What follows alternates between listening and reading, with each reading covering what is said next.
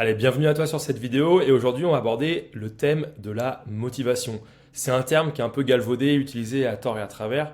Donc on va profiter de ces quelques minutes là pour faire le point et je pense que ça va t'aider dans ton objectif, que ce soit un objectif de perte de poids, de gras ou alors un objectif sportif ou même un objectif, peu importe dans quel domaine il le soit. En tout cas, ça peut t'éclaircir les idées et ben on aura gagné ce pari. Donc la motivation, qu'est-ce que c'est?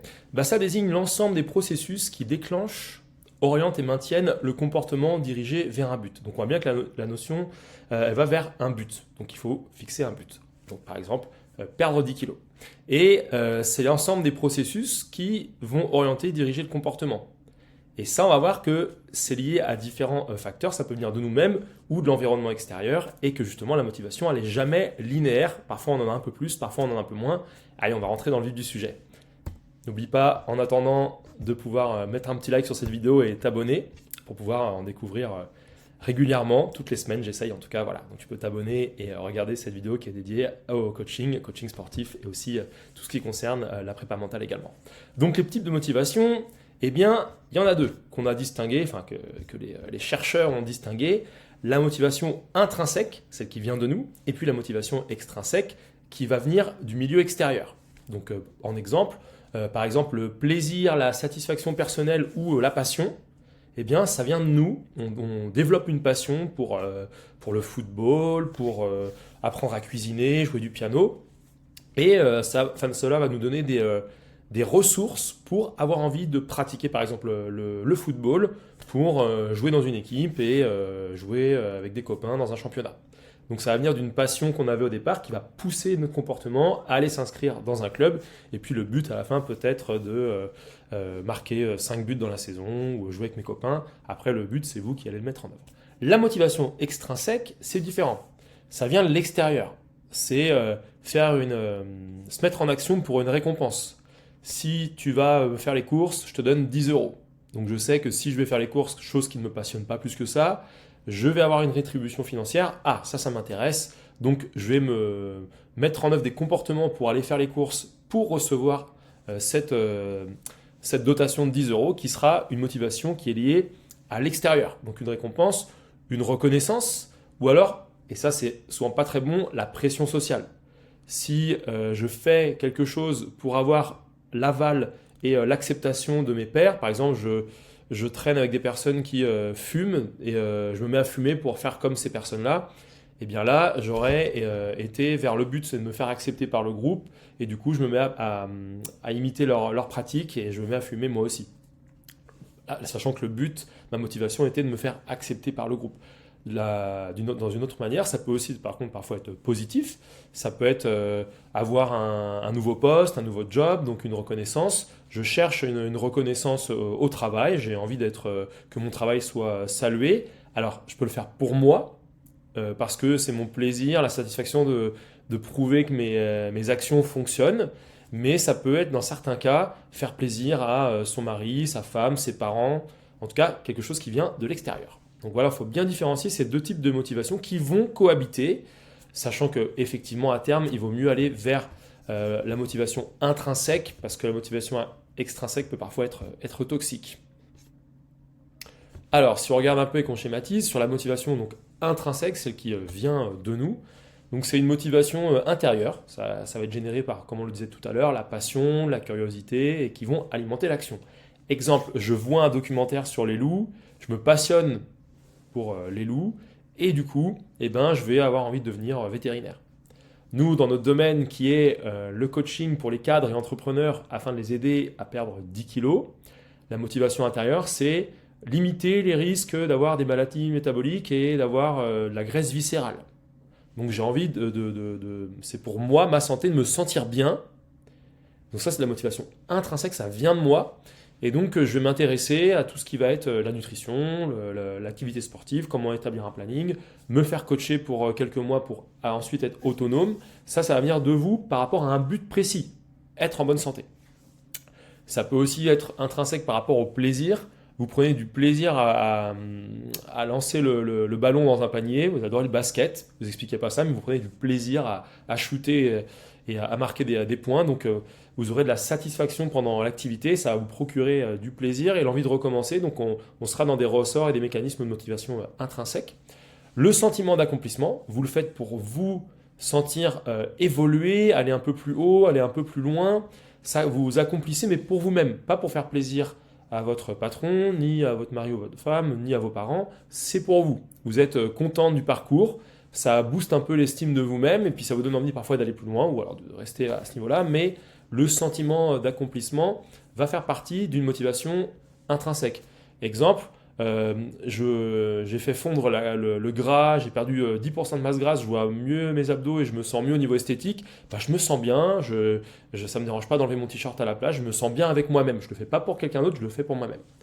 Et enfin, au niveau la croissance personnelle, donc c'est se développer à long terme, donc c'est d'avoir une ambition et un but qui peut être, par exemple, j'ai été en surpoids, je l'ai mal vécu, j'ai envie que ça change pour être en bonne santé, j'arrive à perdre du poids, je me sens mieux, et puis du coup ça me donne envie de passer un diplôme de coach sportif parce que j'ai envie moi-même à mon tour d'aider des personnes qui ont été dans mon cas. Vous voyez, donc on peut à travers ça faire plusieurs parcours. Donc là on les résume bien, donc c'est soit par passion, par curiosité, par le plaisir immédiat, ou sur la recherche du sentiment d'accomplissement. La motivation extrinsèque, on le disait tout à l'heure, elle va plutôt être liée sur des événements extérieurs. Alors, la récompense, on a donné un exemple tout à l'heure avec je vais faire les courses contre 10 euros, la reconnaissance, ça peut être l'évitement, donc ça c'est des effets parfois un peu pervers, donc ça va être pour je vais obtenir ce diplôme pour partir de la ville où je suis né parce que je ne veux plus avoir affaire à mes parents, par exemple. Ou alors ça peut être à l'inverse, une motivation de pression sociale. Si tu as moins de 16 de moyenne, ben, tu seras privé de sortie. Donc voilà, ça peut être parfois lié à la pression, donc un peu plus toxique. Ça peut aussi être la peur de ne pas être accepté. Donc là, on va être sur des ressorts d'une faible estime de soi et de vouloir plaire. Donc c'est là qu'on voit un peu les dangers de la motivation. Si vous voulez, moi quand j'accompagne quelqu'un qui souhaite perdre du poids, perdre du gras, je m'assure toujours que c'est pour lui qu'il le fait ou pour elle et non pas sous la pression d'une tierce personne.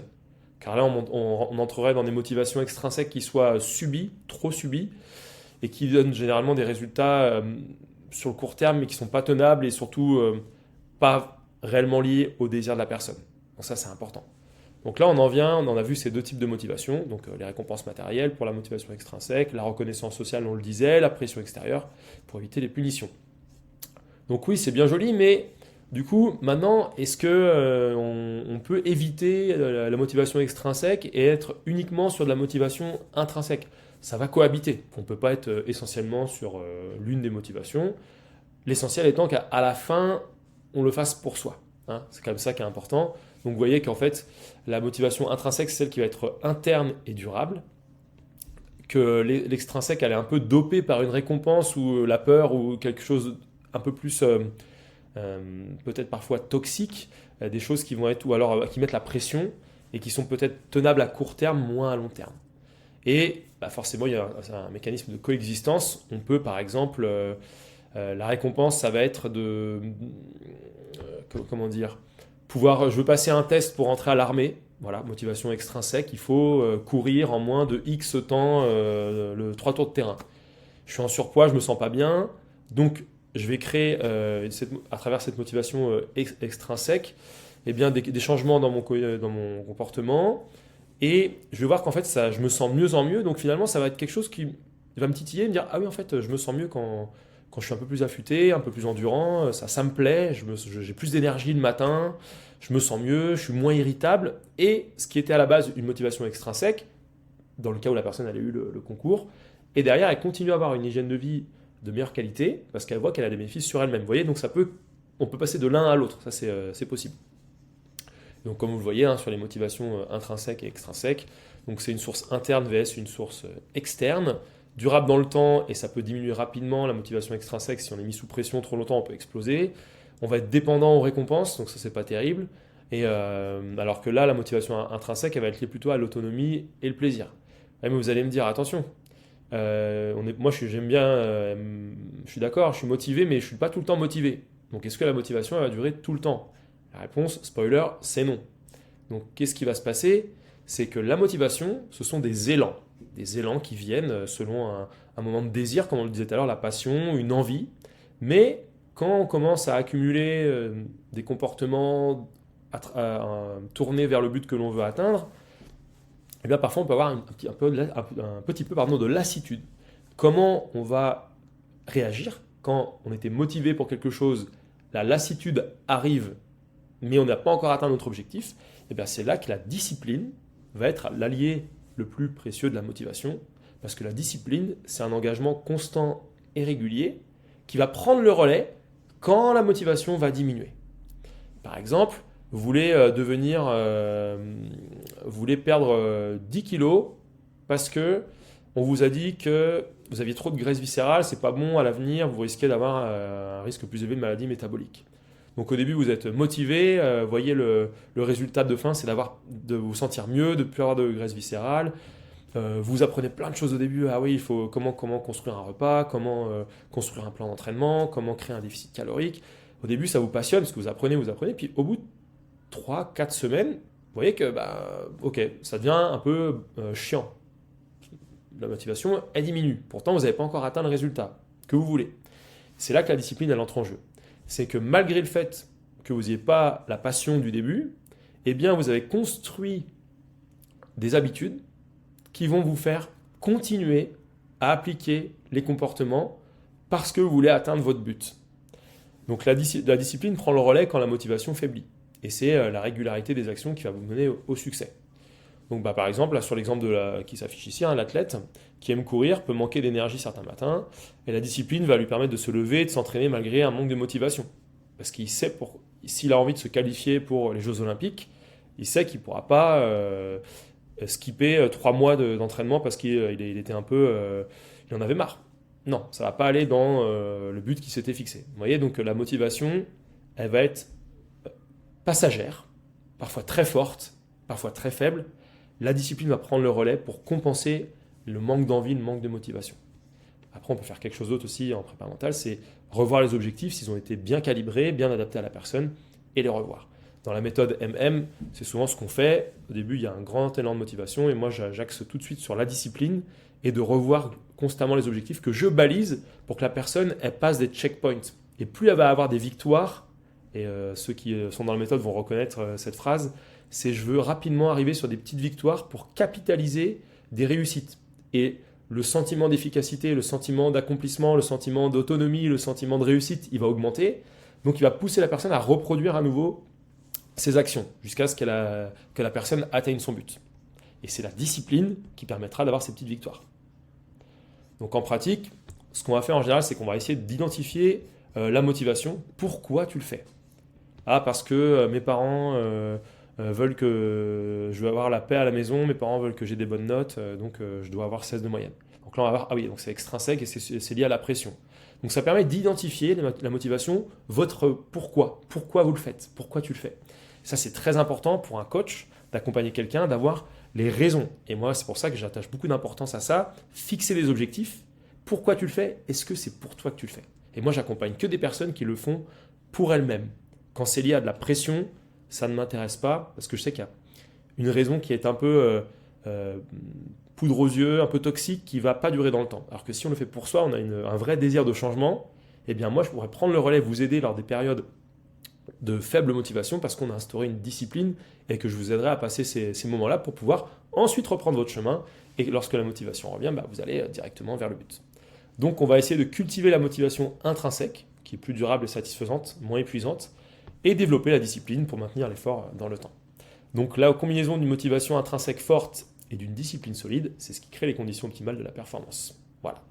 Donc j'espère que ça vous a aidé. N'hésitez pas à vous abonner. N'hésitez pas non plus à me suivre sur Instagram, la méthode MM. Et si tu es arrivé jusqu'au bout de cette vidéo, bravo. Et si tu veux en savoir plus et que tu es un peu coincé dans l'atteinte de tes objectifs, tu m'envoies motivation en message privé sur Instagram et on pourra analyser ta situation. Allez, ciao, bye.